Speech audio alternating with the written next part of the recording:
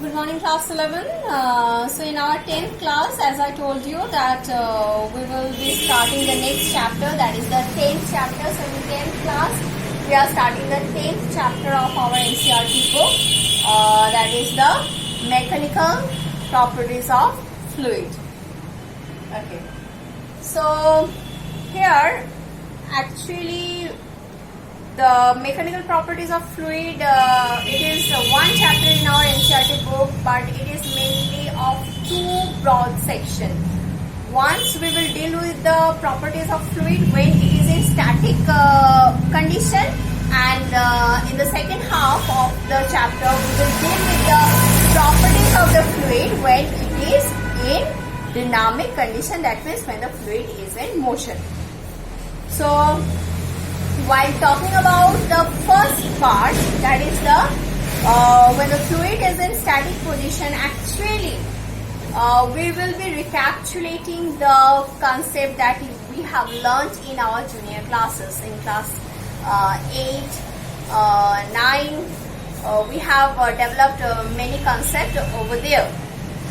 So before starting the chapter, let me first tell you what is fluid. I hope you have some idea, but then also for the clarification, what are fluids? So fluids are those material or those substances which can flow. So we know air can flow, water can flow. So togetherly both can be called as fluid. So liquid as well as gases, they can be called as fluid. So fluids are anything which can flow. Now here we will take a very short recapitulation of the different concepts we have learned in our junior classes, as I was telling you. That is, the first thing I would like to discuss, the density. What is density? We all know that mass per unit volume is known as the density of a material. Now if I ask you about the specific gravity, what is specific gravity? So yes, the term specific gravity.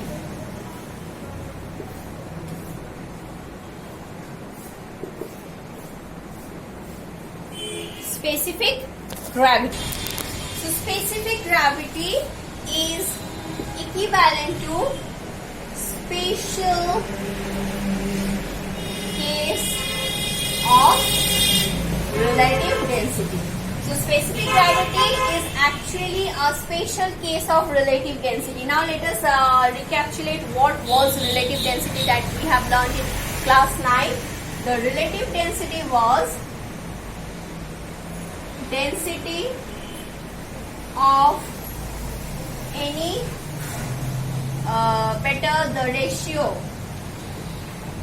the ratio of density of any object, or better we write substance,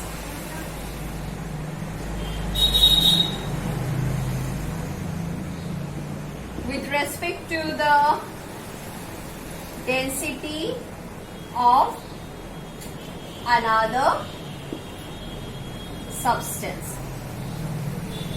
So that means this relative density is nothing but the comparison between the density of one given substance with respect to another given substance. Then it is known as the relative density of that substance. For example, relative density of glass with respect to water. So actually what we want to say, that means relative density of water with respect to glass. So relative density of glass with respect to water. That means it is the ratio of density of glass divided by density of water. So we are comparing the density of glass with respect to the density of water. Then it is known as relative density. Now when this another substance becomes water. Here I have given you the example of water. So when another substance becomes water at 4 degrees Celsius. Let me first give you one general example of RT. Suppose RT of iron with respect to copper, then it is actually density of iron divided by density of copper. Now, when this with respect to, that means the material with which we are comparing, that becomes water.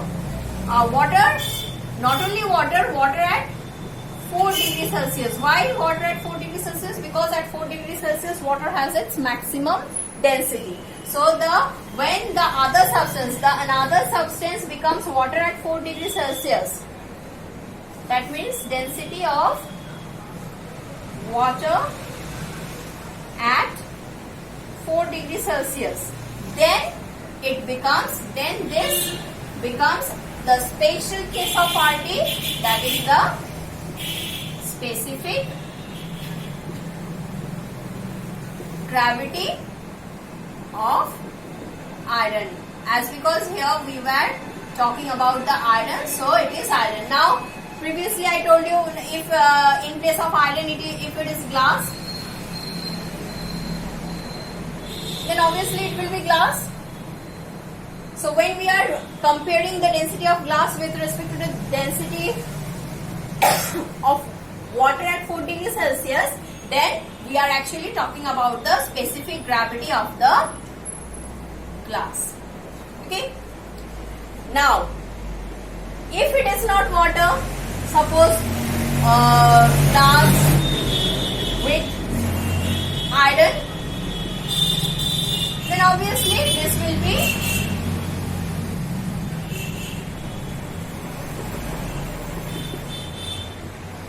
not be specific gravity. This will not then be called as specific gravity, then it will be called as relative density of glass with respect to iron. I hope it is clear. What is the difference between specific gravity and the relative density? In relative density you can compare the substance with any other substance, but if you are talking about the specific gravity of any substance, then you have to compare the density of that substance with the density of water, and that is also at its maximum density, that is at 4 degrees Celsius. Okay, so this is the difference.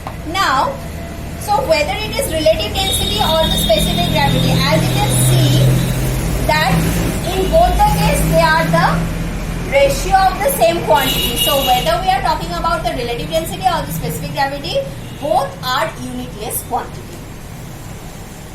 Now comes the pressure.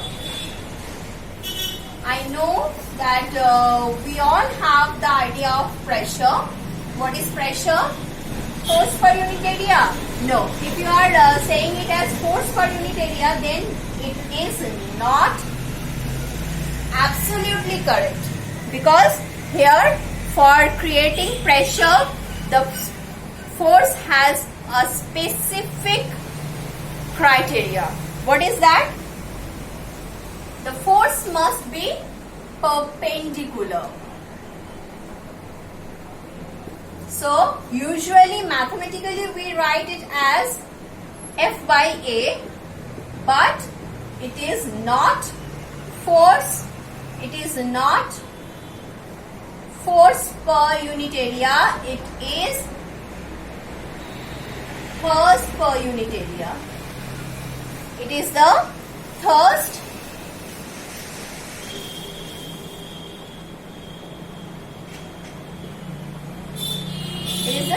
per unit area. So actually, what is this thrust? This thrust is nothing but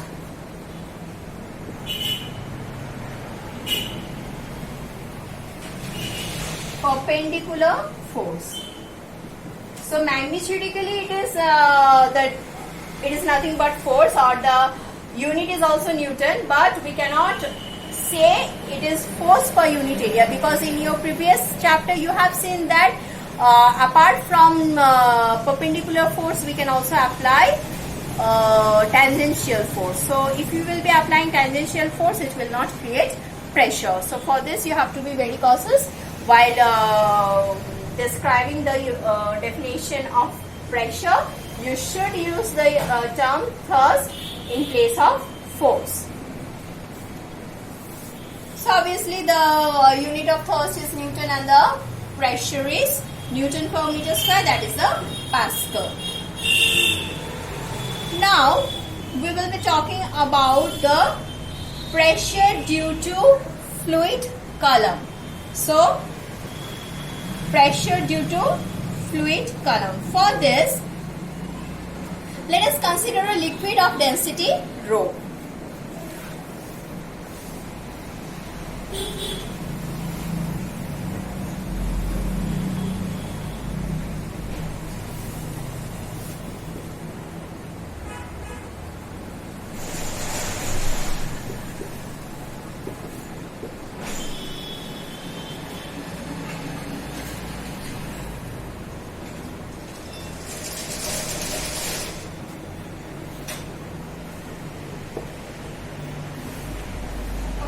So, let us consider a fluid of density rho.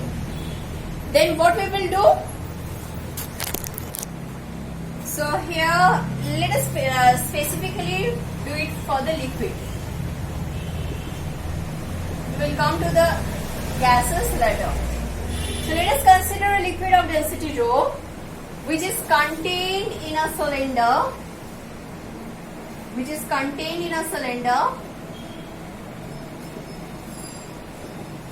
of cross section area A.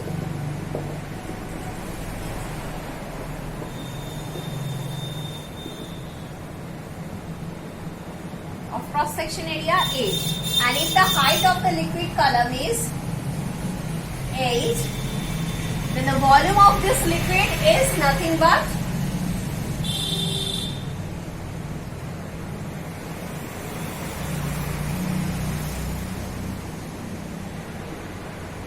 A8, and thus the mass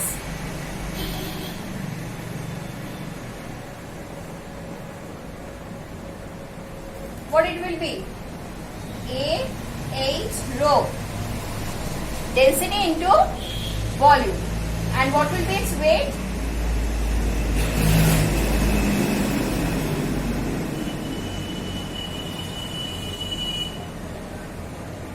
I hope it is visible. Yes.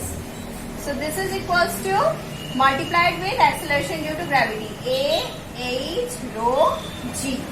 So here what actually we are doing? Here we have calculated the volume, then the mass and the weight of the liquid. And as you know that weight always acts in the downward direction and perpendicular on the bottom surface. So this weight will create pressure on this area. So pressure exerted by the liquid at its lower bottom or at the end of the container.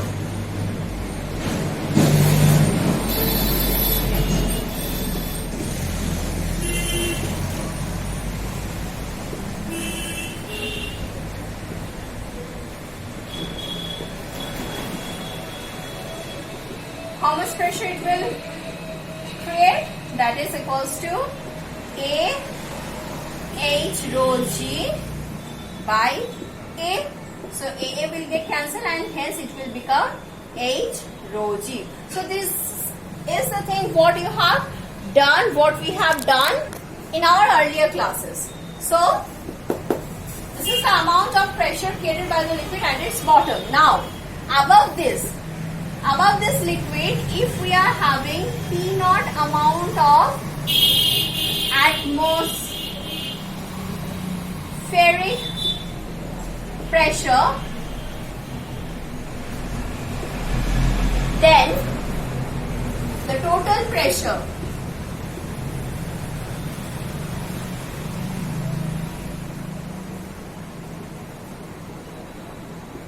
at the bottom is how much? That will be P naught plus T. So this will become, so if I write it with as P total equals to P naught plus H rho G. And when you will subtract this atmospheric pressure from the total pressure you will be measuring at the bottom of the container, then you will get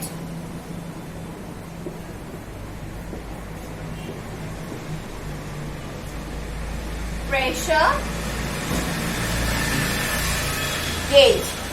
Then you will get the pressure gauge or gauge pressure, which is nothing but equals to H rho G. That means the pressure exerted by the liquid column. Okay. So the next thing is the Pascal's law. We will be discussing the Pascal's law and its application in our next class. Till then, you once again refresh all the concept, all the properties or characteristics of fluid and fluid pressure, whatever you have learned in your earlier classes, that is in class 8 and 9. And let us meet in our next class and discuss the further course. Till then, be safe.